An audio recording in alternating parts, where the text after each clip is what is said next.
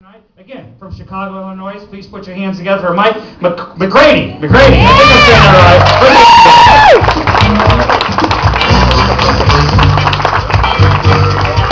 right. Hey guys, it's actually Mike McGeady, but we'll work on that. So I've never had to open up for a club before, but I figure it can't be any more difficult than foreplay. Unfortunately, I'm not very good at that. Can you hear me, guys? Right? So let's cut the chase. Let's get to the introductions. My name is Mike McGeady. I am from Chicago, and I'm an Irish Jew. Don't ask. Just know that we do exist. I'm standing right here. Okay? So it's very interesting growing up in an Irish Jewish household. You learn a lot about life, love, good scotch, money management. Like, for example, when my family and I go out to the movies, first and foremost, we all know that none of us is going to pay $5 for a bag of popcorn. That is ludicrous and it will not stand. So we stop at a gas station to get our own stuff, you know, but I like to be discreet with what I walk in with. So I'll get something small, can of pop, bag of M&Ms, you know, something like that. But my parents look at it as a whole type of opportunity. My mom has a really big purse that she brings out specifically to go to the movies with. And they like to go ahead and utilize every little square inch of space. So they will bring into the movies a 24 case of pop, like 12 bags of popcorn, like 16 bags of M&Ms, my little brother, I mean, whatever fits goes. Okay? But once we get into the movies, that's when the fun begins. Because I'm a little embarrassed about people knowing that I brought in stuff to the movie theater for some reason. So I like to wait until there's like yelling or gunfire going on before I'm just like, you know. But my parents are way past caring about what anybody else thinks. I don't think they do it on purpose, but for some reason they like to wait for the most quiet, intense, the whole audience is on the edge of their seats part of the movie, like, John, I hate to be the one to tell you this, but you have cancer.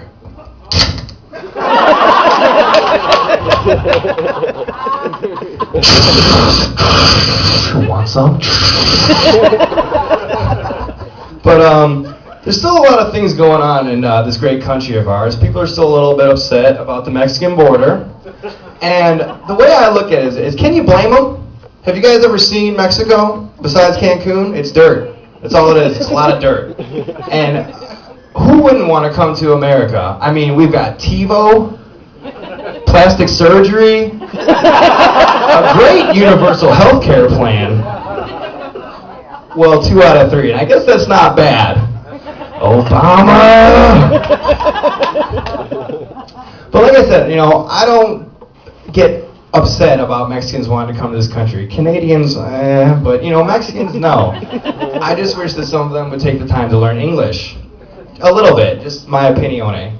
I was walking around a Walmart the other day, wandering on the toy section, like I do every week, and I came across a Buzz Lightyear doll that talked, and I was like, this is awesome.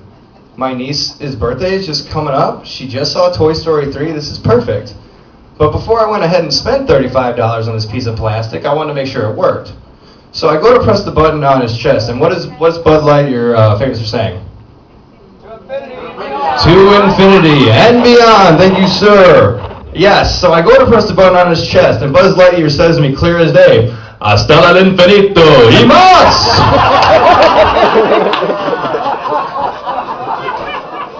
So needless to say, I got my niece the Dora the Explorer doll. Because that and Diego are her favorite. But no, like, I don't blame immigrants for coming to this country. This country was made great by immigrants. Most of us here probably came from one immigrant or another. Whether you're Irish, Italian, Jewish, Polish, German, African, Australian, Cambodian, unless your name is runs with buffalo or kicks with a foot, chances are you came from somewhere else. You know, but we all learned how to speak English, right? Most of us. When was the last time you called up your cable company? It was like, for English, press 1. Sprechen Sie Deutsch, Krücken Fein. Never? And I'm just saying, I might be a little biased because I've been known to hook up with a Mexican girl here and there, and 1 or 2 of them have spoke English. But, you know, like, I was dating this girl a couple months ago, and we had been seeing each other for about a week, and things were starting to get heavy. And I don't mean like she was a big girl, and don't get me wrong, I don't discriminate. I like fat girls too. You know, they're better cooks. Generally, they're more eager to please. But things with this girl were starting to, go places. So one night, me and her were sitting at the bar making out, and she had to go to the bathroom, so I decided to get a drink. And as I'm getting a drink, one of her friends walks up with a really wary look on her face. And I was like, what's up? She's like, Mike, I got to tell you something about this girl. You got to be real careful with this girl. And as the blood drained out of my face, I was like thinking, oh God, why, what's wrong, what's going on? And she's like, Mike, you have to be really careful with this girl, because this girl has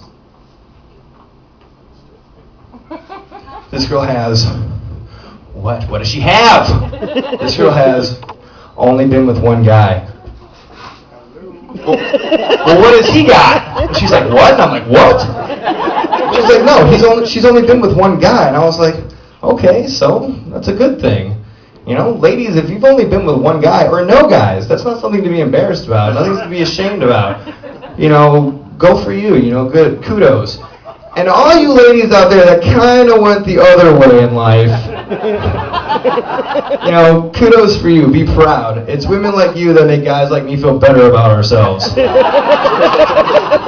Yes, ma'am, it's better than a cup of coffee and a Prozac any day. Oh, so reality TV is really big nowadays, huh, guys? Yeah? And you guys ever heard of a little show called Jersey Shore?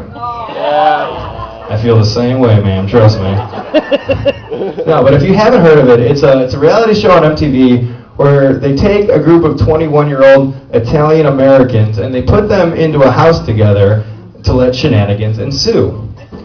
I don't personally watch the show, but I did watch that video of that loudmouth girl Snooki get blasted in her big fat stupid mouth. I watched that video about 15 times. I gotta tell you, it's hilarious. Google it. And it just tickles me to know that when a group of people are all psyched that they found out that their favorite fake celebrities are going to be at their favorite bar, not all of them are like, oh my God, I'm going to sleep with the situation. We're going to get pictures of them and put it on Facebook. There's still that one person in the group who's like, all right, while you guys are doing that, I'm going to find Snooki and I'm going to blast her big fat stupid mouth. Take pictures of that. Oh, man.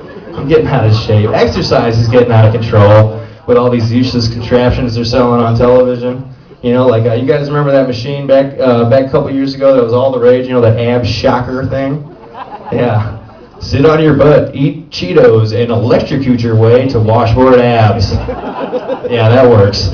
Put it on your forehead. But I've discovered a program, and you guys can use this, where you can go out all night, do whatever you want, and still get the abs that you please. All you do is you go out all night, you get drunk, and I mean really drunk, like hammer drunk. You go home and you pass out. Then you wake up the next day at your leisure, no rush. You stretch out your arms, stretching is very important. Then you walk over to the toilet and proceed to heave violently. You want to do about 2 to 3 sets of 10 of these every day for as long as needed. And I guarantee you, after about a year, you will get the results you want. Just like the situation. Another useless thing they're selling on TV right now. Have you guys seen this new shaker thing? Have you guys seen this? Have you guys seen this? I'm getting the feeling that some of you have seen this.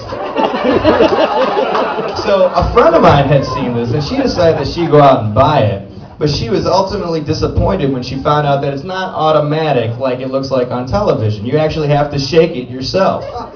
And she was like, I don't want to do that. And I was like, wow, you're really lazy. And she's like, here, Mike, you give it a shot. And I was like, okay, here we go.